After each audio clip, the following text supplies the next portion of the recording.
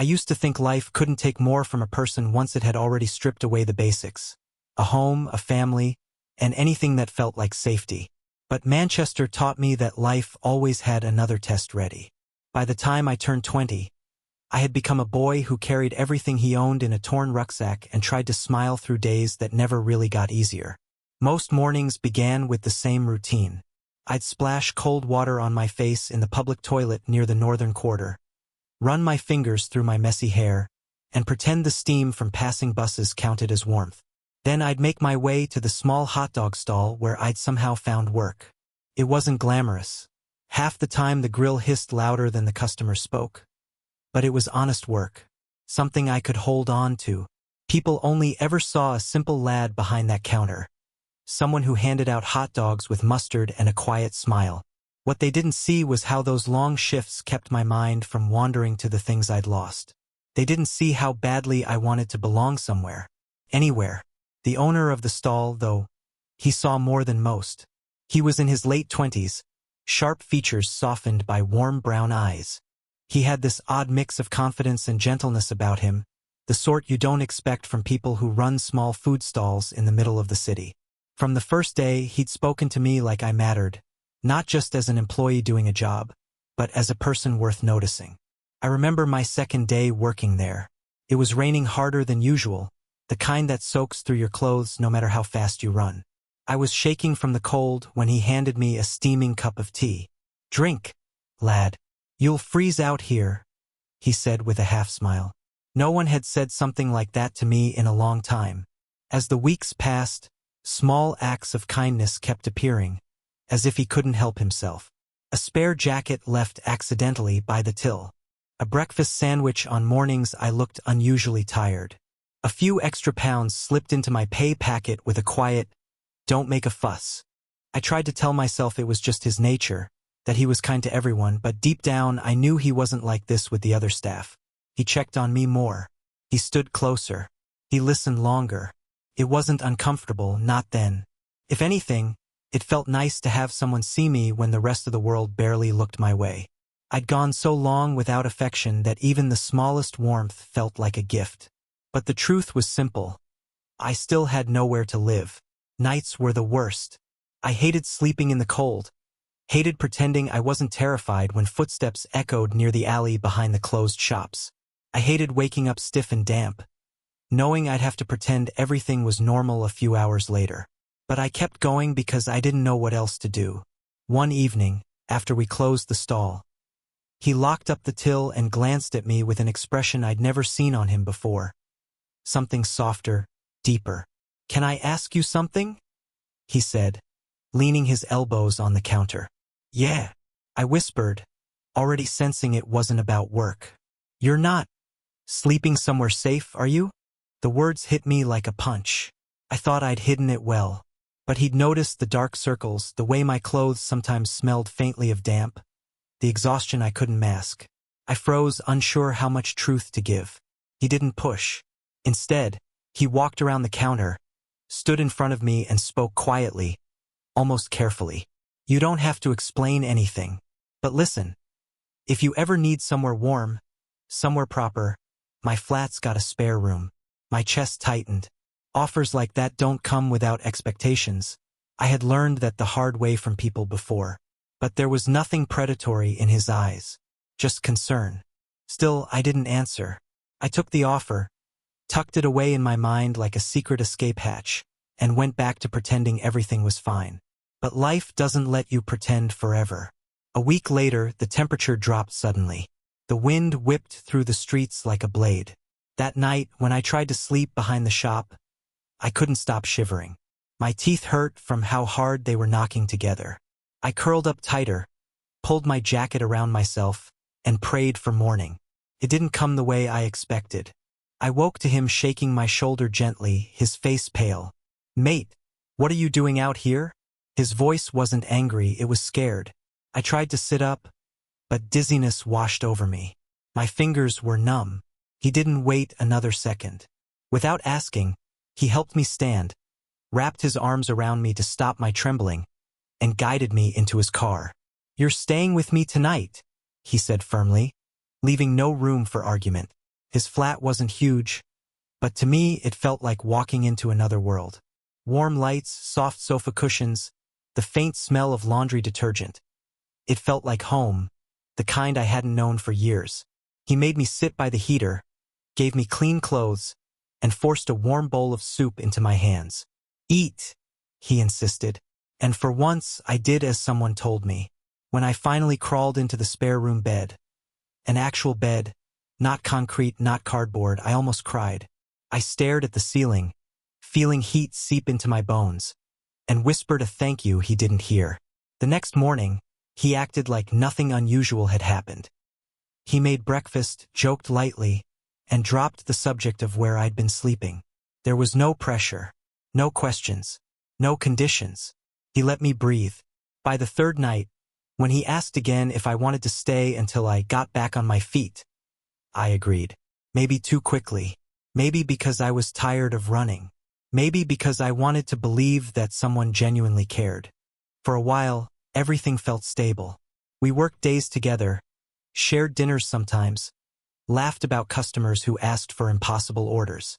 And at night, I went to my small room, wrapped in blankets that smelled clean, safe, warm. But somewhere beneath all that kindness, something else was growing. Something I couldn't see clearly yet. Something he felt but hadn't said out loud. And I wasn't ready for how quickly everything would change. His breath slowed. He seemed to be watching me, not in a protective way, but in a way that carried questions he hadn't voiced. I brushed it off, told myself I was overthinking. After all, he'd done nothing but help me. But the night everything changed, the air in the flat felt different. It was late, past midnight. I'd gone to bed early, exhausted from a long shift and the constant noise of customers. My room was dim except for the warm glow of the lamp I kept on out of habit. I had just begun drifting into sleep when I heard the soft creak of the floorboards outside. At first, I assumed he was getting a glass of water. But then the footsteps paused right outside my door. I sat up slowly, heart beating harder than it should have. Before I could say anything, the door eased open a few inches, enough for him to step inside without switching on the light. "Hey," he whispered. His voice was gentle, almost too gentle. I cleared my throat quietly. "Everything all right?" He nodded, taking a few slow steps toward the bed. In the warm glow of the lamp, I could see something in his expression I'd never seen before. A mixture of longing, vulnerability, and something darker beneath. "I couldn't sleep," he murmured. "Just wanted to check on you." My breath caught. That sentence wasn't wrong, but the way he said it made it feel like it carried more weight than it should. He sat on the edge of my bed without asking, close enough that the mattress dipped and my body shifted slightly towards him. My pulse hammered in my throat. "You've been doing well," he said softly, eyes tracing my face. "You're settling into the flat, into the job, into everything." I nodded slowly, trying my best. He smiled faintly, then reached out, his fingers brushing my arm. A simple touch, but it felt too intentional, too searching. My skin burned under it, not with desire, but with confusion and something like panic. "You're a good lad," he whispered. "A really good lad." I swallowed hard. The room felt too small, too warm, too quiet. "Thanks," I managed, trying to keep my voice steady. His hand lingered. I didn't know how to pull away without hurting him, without seeming ungrateful. I didn't want to hurt him. He'd saved me from cold, hunger, fear. He'd given me a bed, warmth, safety. But the closeness, the way he was looking at me now, it wasn't about safety anymore. His gaze dropped briefly to my lips, then lifted again. "Do you ever feel lonely?" he asked. The question twisted something in my chest. "Sometimes," I said cautiously.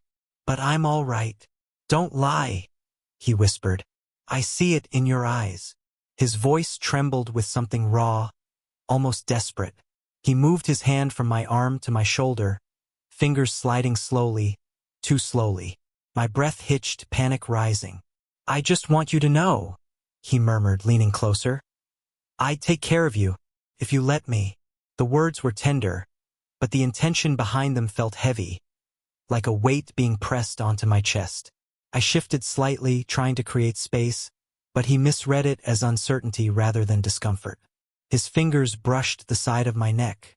That was when my heart lurched. I think I should sleep," I said softly, forcing calm into my voice. He froze, just for a second, then nodded, but his eyes didn't leave mine, not even for a heartbeat. "All right," he whispered. "Good night, lad." He stood slowly, almost reluctantly, his hand dragging off my shoulder with a faint tremble. He walked to the door, paused, looked back as if wanting to say something more. Something he shouldn't, then quietly stepped out. I exhaled shakily the moment the door closed, realizing I'd been holding my breath. The flat felt different now, unsteady, like a place where the ground had shifted under my feet. I didn't sleep the rest of the night. By morning, I knew what I had to do. He was already in the kitchen when I walked in, making tea like nothing had happened. He greeted me with the same gentle smile as always, but now I could see the undercurrent beneath it. The expectation, the hope, the unspoken feelings he was trying not to reveal too clearly. "Morning," I said quietly. "You all right?" he asked, tilting his head. I hesitated, then lied. "Yeah." His smile softened again. "Good." But inside, my mind was racing. He had been kind. He had saved me. But last night had shown me something I hadn't wanted to see. That his kindness came with a depth of emotion I couldn't give back. And if I stayed, things would only get messier, more confusing, more painful. So I made a decision. That afternoon, while he was at the stall and the flat was quiet, I packed my small bag, folded the clothes he'd given me, took only what was mine, not much. I wrote a short note and left it on the kitchen counter. "Thank you for everything, but I need space. You've been good to me and I won't forget that. Please don't look for me." My hand shook as I placed the note down. By the time the sun set, I was already walking away from the building, the strap of my bag cutting into my shoulder, my chest heavy with guilt and sadness. He had wanted something more. I wasn't ready to give it.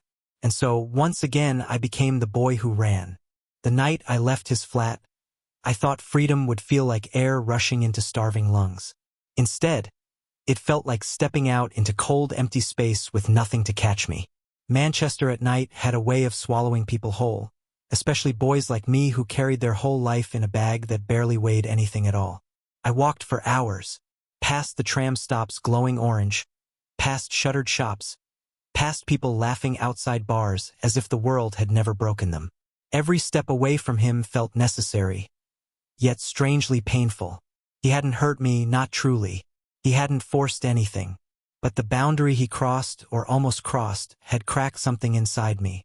By sunrise, I found myself wandering through the industrial outskirts near Trafford, where old warehouses stood like giants half asleep. My legs ached, my head pounded, and I hadn't eaten since the afternoon before. I didn't know where to go, and winter air made every breath sting. That was when I found the second hot dog stall. It wasn't really a stall, more like a converted food van parked near an old garage yard. I stood there staring at it, not because I wanted a job, but because the steam rising from its window reminded me that warmth still existed somewhere.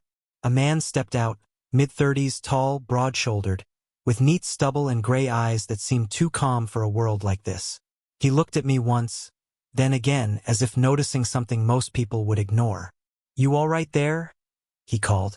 I hesitated. "I'm fine." "You don't look fine." I swallowed, suddenly aware of how tired, cold, and hungry I must have looked. "Just passing through." He nodded slowly, then jerked his head toward the van. "Got leftover rolls. Come on." Every instinct told me to walk away. I'd learned not to trust kindness so easily, but hunger is a bigger force than pride. So I stepped inside. The warmth hit first, then the smell of onions and grilled meat. He handed me a fresh hot dog wrapped in foil. I stared at it, unsure how to react. "Go on," he urged. "Eat." I did, and it tasted like the first proper thing I'd had in days. He watched me for a moment, arms folded, then said, "Name's Thomas." I wiped my mouth. I'm Callum. Well, Callum, he said, voice steady but not unkind. You need work? I blinked. What? My mate quit yesterday. Need someone to do basic stuff. Cash in hand for now. I can show you the ropes. The offer came so suddenly it stunned me. Felt like I'd walked into one life and straight into another without warning. You don't even know me, I said quietly. He shrugged. I don't need to. I can see you're trying. Something about the certainty in his tone made my throat tighten. I nodded without thinking too much. And just like that, I stepped into a new routine. Working with Thomas was nothing like working with the first owner. If the first man had been warm, emotional, and gentle in ways that sometimes blurred lines, Thomas was structured, disciplined, and reserved. He didn't hover, didn't overstep, didn't ask personal questions. He'd show me how much mustard to put, how to clean the grill, how to greet customers. He'd correct me when I messed up, but never sharply, just with a calm firmness that made me want to do better. Good job, he'd say whenever I improved. Two simple words that meant more than he probably realized. Nights were colder now that I was back on the streets, but the work kept me busy, and the earned cash kept me fed. I slept in bus shelters sometimes, under bridges other times.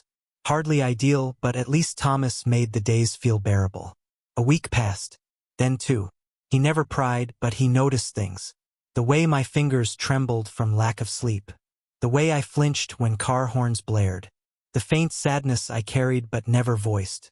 One evening, after we closed the van, he locked the door and turned to me with a strange look. Not emotional, not intrusive, just thoughtful. You've nowhere to stay, do you? He asked. The question hit me like a punch. I sighed, bracing myself for pity or pressure. But Thomas simply slipped his hands into his jacket pockets and said, I've got a spare garage room. Not fancy, but it's warm. You can stay there if you want. I stared at him. Why? What do you want in return? He blinked, confusion flickering across his face. Nothing. You work hard. You deserve somewhere safe to sleep. His tone was so ordinary, so matter-of-fact, that I almost laughed. After everything I'd been through, the idea of kindness without strings felt impossible. But I accepted. The garage room was attached to the side of his quiet little house. Small, simple, with a bed and a heater that rattled. But to me it felt like a sanctuary. He never entered the room without knocking, never looked at me longer than necessary, never touched me. In the silence of that room, I began to breathe properly for the first time in months. But peace has a way of making you forget that some storms follow you no matter where you go. It started with a missing 20-pound note. Then another. Then a few items from the counter. I didn't notice at first. But one afternoon, Thomas stepped out of the van holding a small notebook where he kept the daily sales written down. Callum, he said slowly. Some cash hasn't added up lately. My stomach dropped. You think I? He held up a hand. I'm not accusing you. I just want to know if something's wrong. I shook my head instantly. I didn't take anything. I swear. He studied me carefully. His eyes weren't cruel, just searching, calculating, as if trying to solve a puzzle. I believe you, he said at last. But I could tell he was uncertain. That uncertainty grew roots. A few days later, the missing items increased. A customer complained about incorrect change. Someone spread a rumor about a young lad stealing near the industrial park. And then it happened. 2 police officers knocked on Thomas's door the next morning. I was in the garage room, half asleep, when I heard their voices. My heart hammered as if it already knew what was coming. Thomas called out my name with a tone I didn't recognize.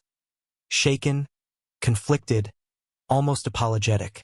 I stepped out slowly. The officers looked at me with that expression I'd seen before, the one that said, "We've already decided who you are." Callum Hensley? Yes. We've received a report of theft and unlawful handling of cash from this premises. My chest tightened. I didn't do anything. Thomas rubbed a hand over his face. Lad, they found the missing money behind your bed. My breath vanished. What? I whispered, voice cracking. I didn't put anything there. You know I wouldn't. His eyes softened painfully. I want to believe you.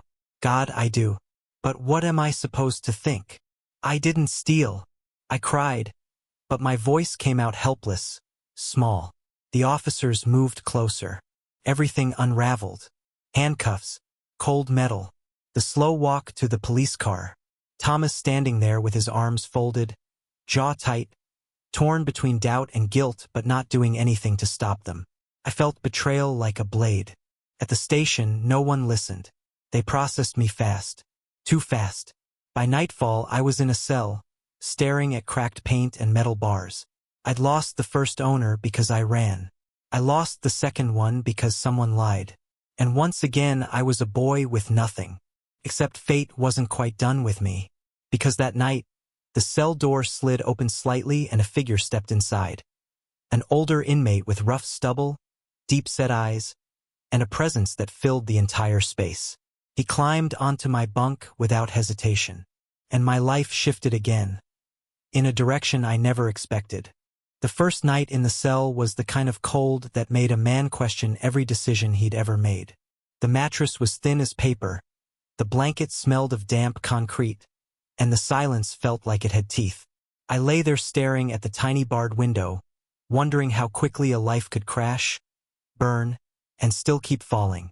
I'd always heard people say prison changed a man. I just never thought it would have the chance to change me. But then he arrived.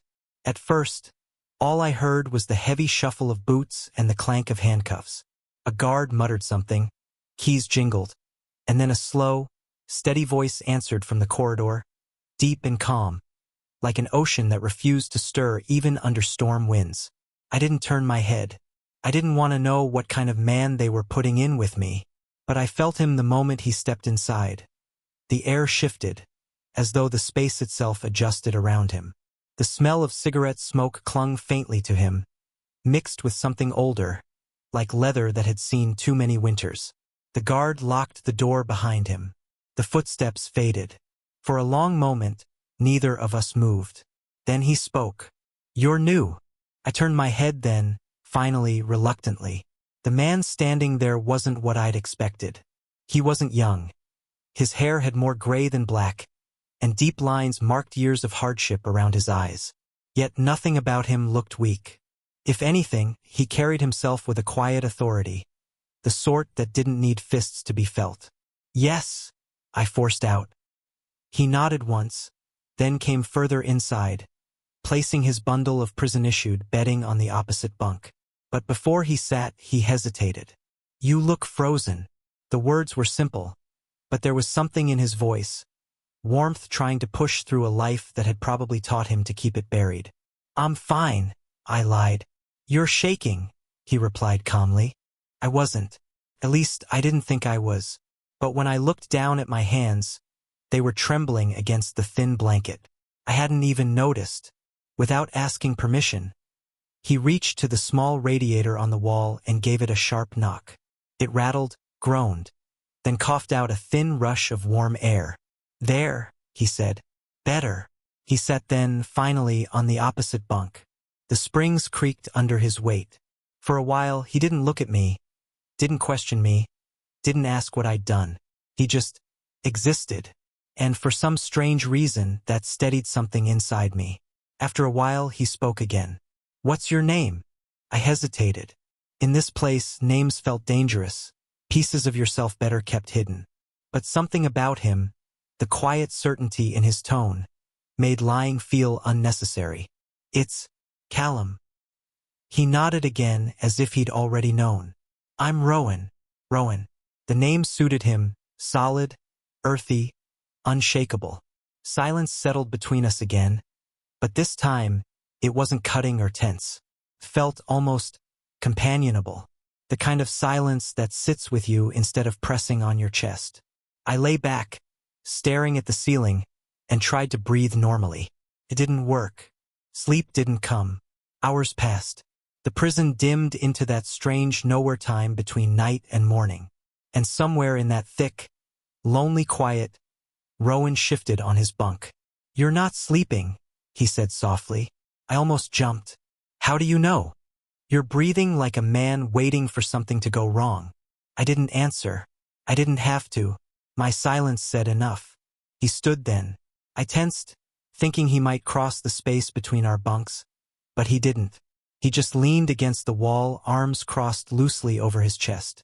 People here can smell fear, he said.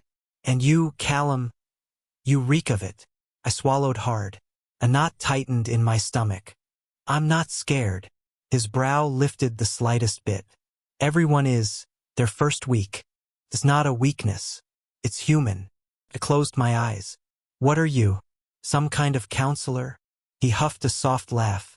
The first one I'd heard from him. It was rough but warm. Hardly. Just someone who's been here long enough to know what the nights do to a man.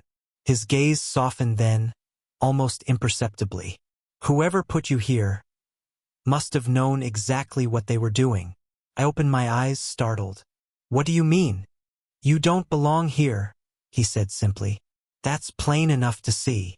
The words hit harder than they should have. Maybe because no one in a long time had bothered to think anything about me at all. Before I could reply, footsteps echoed somewhere down the corridor, distant but sharp in the silence. Rowan's eyes flicked toward the door, his posture subtly shifting into something protective, though he tightened not a single muscle. Get in your bed, he murmured. What? Just do it, lad. I obeyed, sliding under the thin blanket. Seconds later, the footsteps paused outside our cell. A voice, another prisoner, slurring with anger or exhaustion, muttered something before limping away. Only when the sounds were gone did Rowan step back from the door. You see, he murmured, this place listens. So you listen back. I swallowed. Thanks. He didn't reply, not then. He just returned to his bunk, but instead of lying down, he sat with his back resting against the wall, arms folded behind his head, looking straight up as if the concrete above held the stars he couldn't see. Minutes passed, maybe hours, and then, quietly, he said something that didn't match the hardness of his face or the steel of his voice. You don't have to be afraid when I'm here. Those words sank into me deeper than the cold ever had. I don't know why, but my eyes stung. Maybe because nobody had protected me before. Maybe because someone should have, but never did. Maybe because I'd been running from one bad thing into another. And here, in the one place I should have felt safest from no one, a stranger was offering safety. Convict. A man with a scar across his cheek and age in his bones. But not a monster. Not to me. That night, Rowan didn't tell me his story, and I didn't ask. He didn't ask mine, and I was grateful. Some people talked to fill silence. Rowan talked only when truth was needed. And the truth he offered was simple. You're not alone anymore. You'd think prison would be the worst place in the world to find comfort. But lying there, listening to his steady breathing from the opposite bunk, the fear that had been clawing at my ribs began to loosen. Something else took its place. Something quiet, tentative, almost tender. Trust. The next day was harder. Rowan walked with me through the corridor, keeping a step behind me, as if shielding me without making it obvious. Men stared, some amused, some curious, some dangerous. But every time eyes lingered on me too long, Rowan's presence shifted just enough to warn them away. No threats, no violence, just presence, just him. He showed me how to queue for meals without attracting attention, which guards were decent, which ones weren't, how to keep my head down without looking weak, and how to survive without losing the last piece of myself I was clinging to. But it was at night, always at night, when he changed. When the silence returned and the world narrowed to the space between our two bunks, Rowan spoke differently, softer, as if the dark stripped away every armor he'd worn during the day. He asked where I grew up, whether I'd ever been loved properly, whether I knew how strong I actually was. And I found myself telling him things I'd never told anyone, not even myself. I didn't know why. Maybe because he listened without judgment. Maybe because he saw me clearer than I'd seen myself.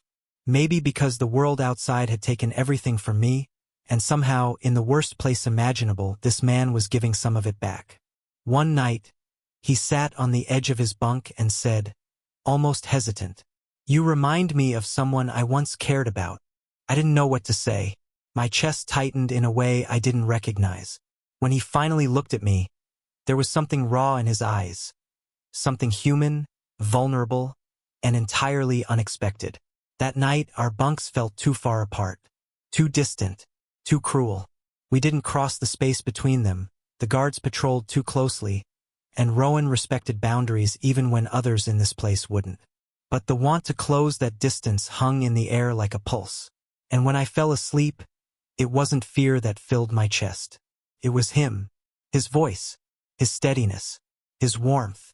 The man in the cell, the one the world had written off, had become the first good thing in my life in a very long time. I never could have imagined then how deeply he would stay with me, or how losing him, even for a moment, would feel like losing the only piece of myself still worth saving. Freedom did not feel like sunlight on my skin. It felt like stepping out into an empty world. One too loud, too bright, too cruelly indifferent to everything I had survived.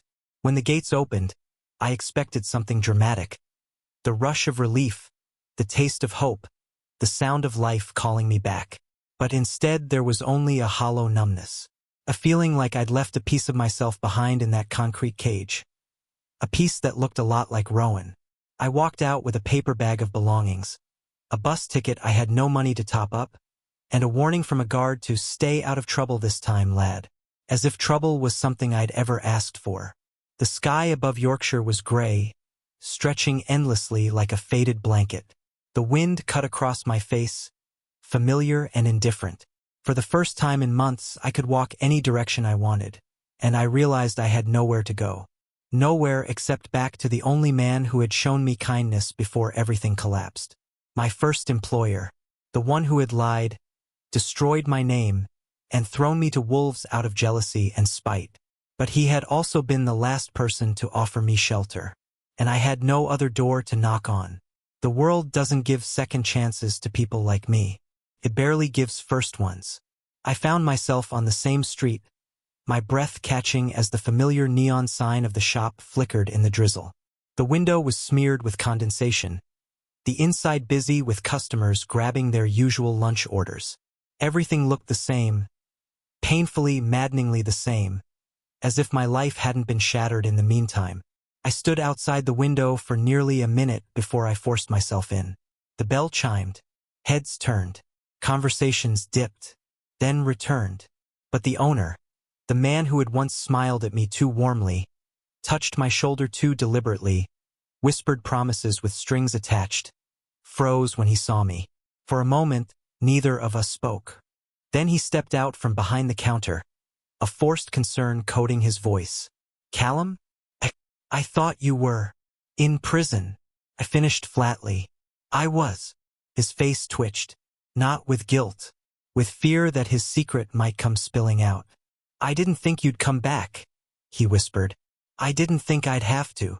He swallowed, eyes darting to the customers behind me. "Come, step outside for a moment."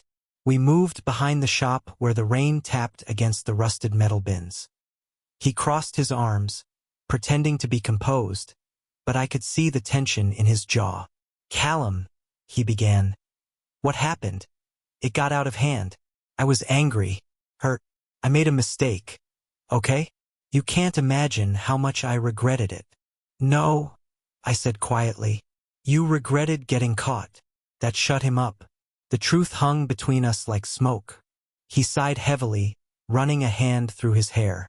"Look, I can make it up to you. Come back to work. I'll increase your pay.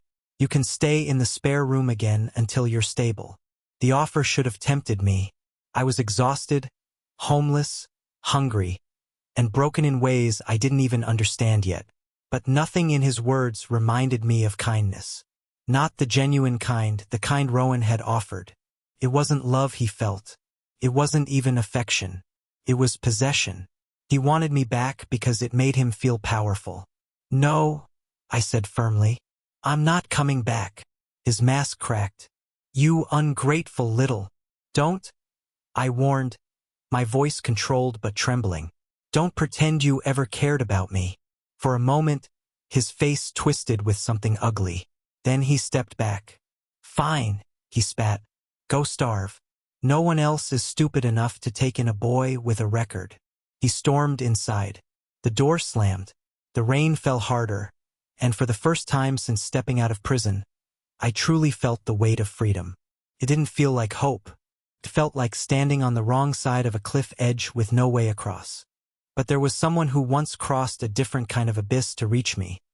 Someone whose voice still echoed in my mind. "You're not alone anymore, Rowan." I didn't know where he was now. I didn't even know if he was still inside. He'd said little about his sentence, only that he'd been there long enough to understand the walls. Enough to understand me. But he had protected me when I had nothing. Listened when I was falling apart. Steadied me without ever forcing anything from me. Seen me without judgment. That kind of connection didn't fade. Not even across prison bars. And suddenly, I realized where my feet were taking me. Yorkshire prison stood gray against the horizon, massive and immovable. The kind of place you never forget even when you try. Standing outside the visitor's reception, I felt a cold panic rise through me. What if he didn't want to see me? What if he'd already moved on? Detached himself the moment we'd been separated? What if I'd been nothing to him? But I filled the form anyway. Name, date of birth, prisoner I wished to see. And when I wrote Rowan Hart, my hands shook so badly the letters looked like they'd been dragged across the page by a trembling ghost. The officer took my slip without expression. "You're lucky," he muttered. "He's allowed visitors today." I don't remember sitting. I don't even remember breathing. My heart hammered against my ribs as if trying to break free. Then I heard my name. "Callum." I stood so fast the plastic chair screeched across the floor. There he was. Older than I remembered, not in years but in weight carried. His hair slightly longer, his beard trimmed neatly, his eyes shadowed with the same quiet depth that had once calmed something wild inside me. But when he saw me, something broke. His face softened. Not with surprise, not with pity, but with something deeply, achingly human. "Lad," he murmured, stepping forward as far as the table allowed. "You're out." I nodded, swallowing hard. "Rowan." I didn't know where else to go. His eyes flicked over me. My worn clothes, my thin frame, the rain dripping off my sleeves. His jaw clenched, protective instinct flaring immediately, like an old reflex waking up. "Did someone hurt you?" he asked. "No," I whispered. "Not today." He exhaled slowly, relief easing the tension from his shoulders. We sat. For a while, neither of us spoke. We just looked. The way two people look when the world has taken everything from them except the memory of kindness. Finally, Rowan leaned forward, elbows on the table. "Callum," he said softly, "why are you here?" I tried to speak, but my throat tightened. My voice came out cracked. "Because you're the only person who ever treated me like I mattered." His expression wavered, just slightly, as though the words hit him somewhere he'd trained himself not to feel. "You always mattered," he murmured. "Long before you believed it." I hadn't meant to say anything more. I hadn't meant to confess anything. Not here, not now, not with guards watching through glass. But the truth was too heavy to keep inside. "I miss you," I said. Rowan inhaled sharply. Not with shock. With something like grief mixed with hope. A hope he'd never allowed himself to voice. He reached across the table, stopping just short of touching my hand. He couldn't, not with cameras watching. But the closeness alone set my chest alight. "I think about you more than I should," he said quietly. "More than is sensible. More than is safe." My eyes stung. "I don't care about safe." "Callum." His voice broke for the first time. "You're young. You've still got a life ahead of you. You don't need a man like me dragging you back toward places you fought so hard to escape." "I'm not running anymore," I whispered. "Not from the past. Not from myself. Not from you." For the first time, his mask cracked fully. But before he could reply, a guard tapped the glass. A warning. 2 minutes left. Rowan swallowed, leaning closer. "When I get out," he said, "I'll come find you." "Rowan." "No," he insisted gently. "Listen to me. I'll find you. And if then, you still feel the same." His eyes softened with a tenderness that nearly undid me. "We'll start something real. Something we can build, not hide. I nodded, breath shaking. I'll wait. He held my gaze. Steady, unbroken, anchored in a way that made the world outside blur into nothing. You don't wait for men who don't deserve you, he murmured. But if you choose to wait for me, I'll spend the rest of my days proving you made the right choice. The guards signaled the end of our visit. He stood. I stood. For a moment, we simply looked at each other through the barrier of rules and uniforms and time. Then Rowan whispered, "You're not alone anymore, Callum. Not now. Not ever." And as I walked out into the cold Yorkshire wind, the world didn't feel empty anymore. It felt like the beginning of something worth fighting for. If this story moved you, don't forget to like and subscribe for more heart-touching stories. Comment below. Who do you think showed true love and care, the owner or the man in the cell?